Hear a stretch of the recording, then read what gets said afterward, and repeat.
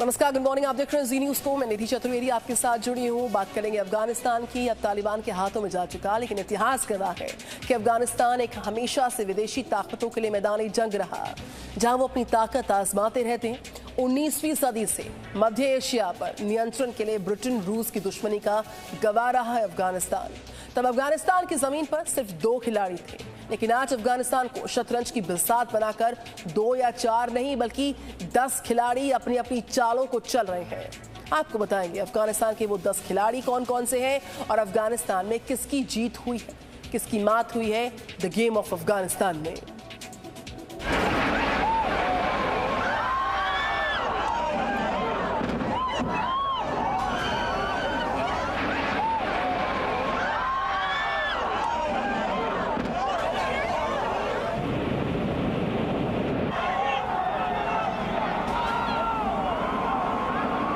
Taliban regime is coming to an end.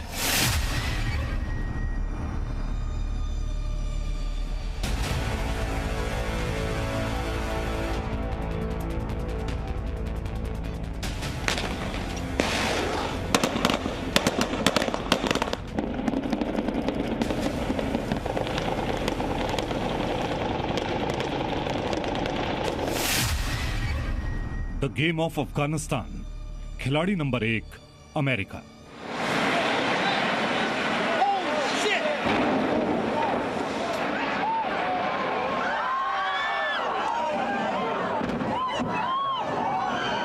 यही वो आतंकवादी घटना थी जिसकी वजह से आज से 20 साल पहले अमेरिका की फौज अफगानिस्तान में दाखिल हुई थी।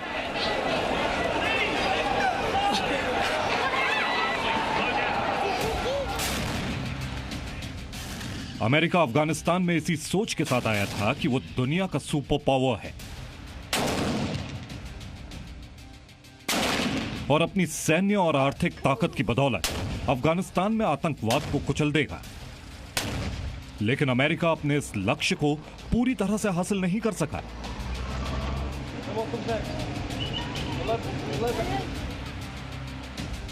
बीस साल तक युद्ध करने और 6 लाख करोड़ रुपए से ज्यादा खर्च करने के बावजूद अमेरिका को अफगानिस्तान से बोरिया बिस्तर समेटकर जाना पड़ा।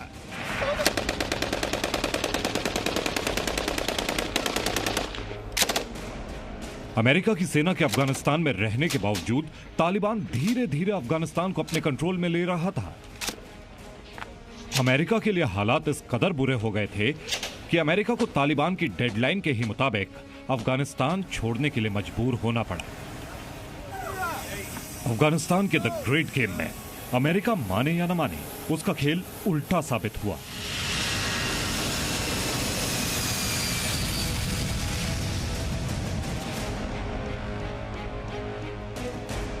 बीस साल पहले तालिबान को हटाने वाले अमेरिका के सामने ही तालिबान फिर से अफगानिस्तान की सत्ता में आ गया।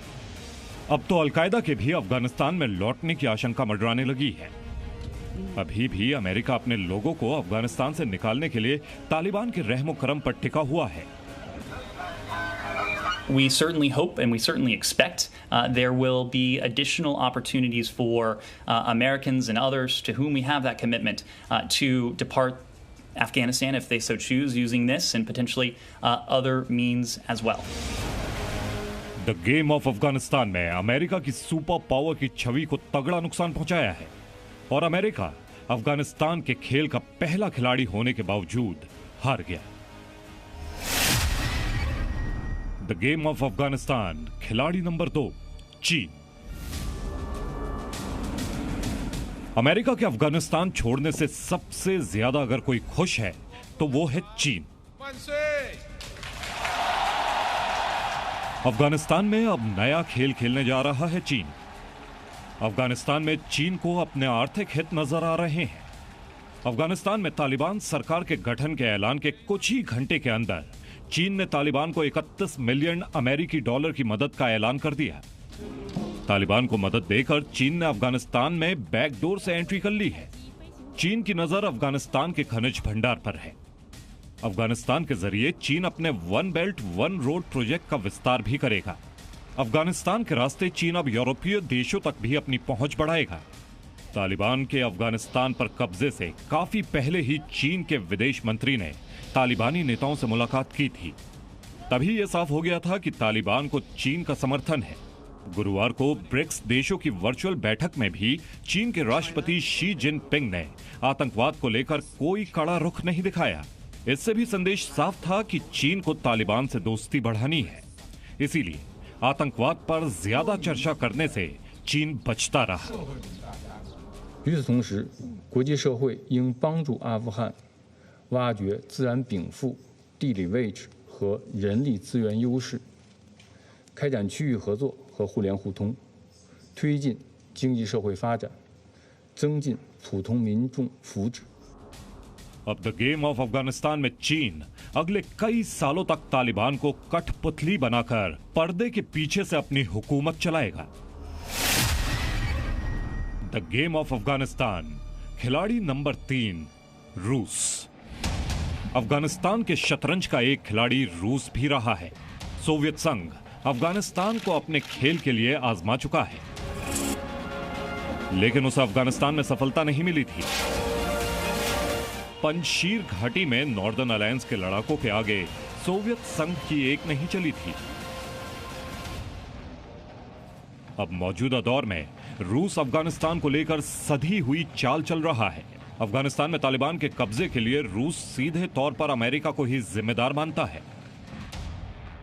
रूस का हित अफगानिस्तान में अस्थिरता और कट्टरवाद को रोकने में है, ताकि उसका आर्थिक हित कायम रहे। गुरुवार को ब्रिक्स देशों के सम्मेलन में रूस के राष्ट्रपति व्लादिमीर पुतिन ने साफ साफ कहा कि अफगानिस्तान से अमेरिका के लौटने से नया संकट खड़ा हो सकता है और पड़ोसी मुल्कों में आतंक और ड्रग्स तस्करी बढ़ने की आशंका है।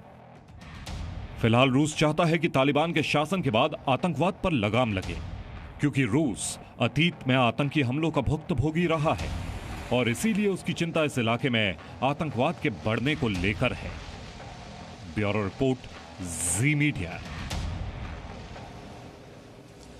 तो रूस, चीन और अमेरिका के बाद गेम ऑफ अफगानिस्तान के 3 और खिलाड़ियों का जिक्र करते आएंगे। द गेम ऑफ अफगानिस्तान का चौथा खिलाड़ी भारत है और 5वां खिलाड़ी पाकिस्तान है, 6ठा खिलाड़ी ईरान है।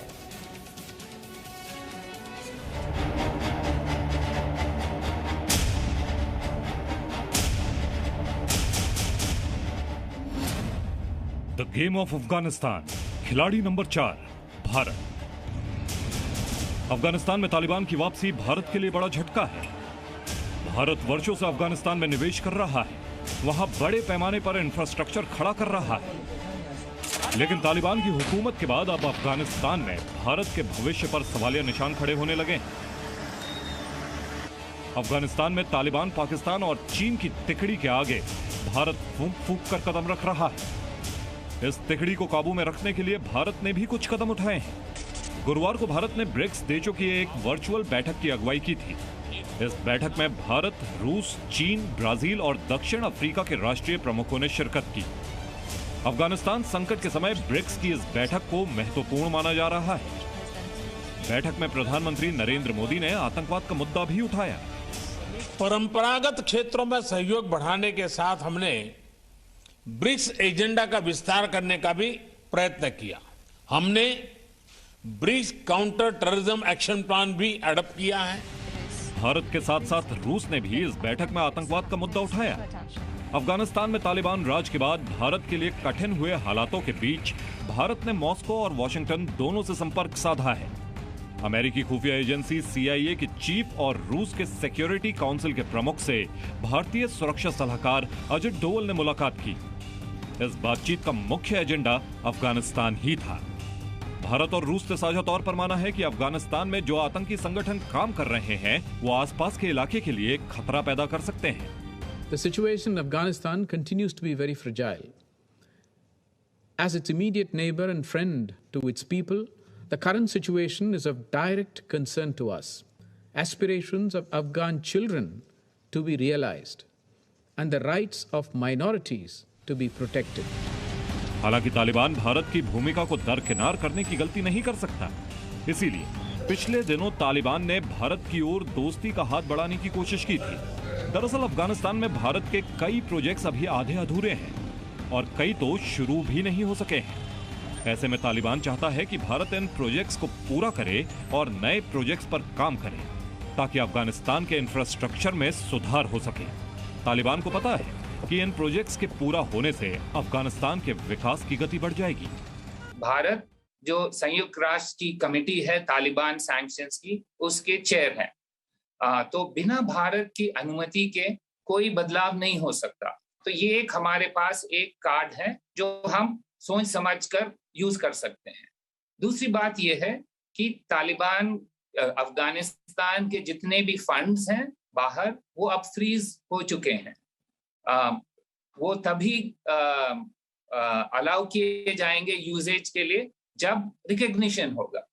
और तालिबान अगर रिकग्निशन चाहते हैं तो फिर उनके तरीके में, उनके बर्ताव में कुछ ठोस फर्क आना चाहिए पहले के एक्सपीरियंस के साथ। फिलहाल भारत तालिबान सरकार के गठन और उसकी कार्यशैली देखने के बाद कोई कदम उठाएगा। द गेम ऑफ अफगानिस्तान, खिलाड़ी नंबर 4 पाकिस्तान। अफगानिस्तान में तालिबान राज से अगर कोई सबसे ज्यादा खुश है तो वो है पाकिस्तान। भारत अफगानिस्तान की दोस्ती से हर वक्त जलने वाला पाकिस्तान अब तालिबान के आने से अफगानिस्तान को आतंकियों के ट्रेनिंग ग्राउंड की तरह इस्तेमाल कर सकता है। तालिबान को बढ़ाने के पीछे पाकिस्तान का ही हाथ माना जा रहा है। तालिबान को अफगानिस्तान पर कब्जा कराने में पाकिस्तान ने सैन्य साजो सामान के साथ साथ आतंकी लड़ाके भी मुहैया कराए हैं। यहां तक कि पंजशीर में नॉर्दर्न अलायंस को हराने और वहां कब्जा करने में भी पाकिस्तान एयरफोर्स का हाथ होने की खबरें सामने आई थी। हालांकि पाकिस्तान ने पंजशीर इलाके में किसी भी तरह के हमले से साफ इनकार किया है। पाकिस्तान चाहे साफ इनकार करे, लेकिन पिछले कई दिनों से अफगानिस्तान में पाकिस्तान की दखलंदाजी को लेकर जो प्रदर्शन हुए, उससे तो साफ है कि तालिबान को दोबारा खड़ा करने में पाकिस्तान का ही हाथ है। द गेम ऑफ अफगानिस्तान, खिलाड़ी नंबर 6 ईरान। अफगानिस्तान का पड़ोसी मुल्क है ईरान। ईरान भी द गेम ऑफ अफगानिस्तान में शामिल एक खिलाड़ी है।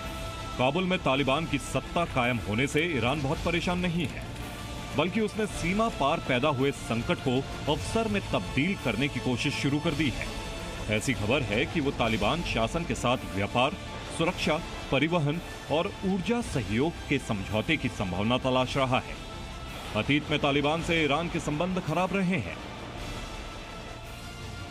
इसके अलावा अनुमान था कि अपनी सीमा से लगे देश में कट्टर सुन्नी राज्य कायम होना शिया देश ईरान को पसंद नहीं आएगा। लेकिन ईरान और तालिबान का दुश्मन एक ही है और वो है अमेरिका। शिया और सुन्नी का झगड़ा भूलकर अमेरिका का विरोध ही ईरान और तालिबान को एक साथ ला सकता है।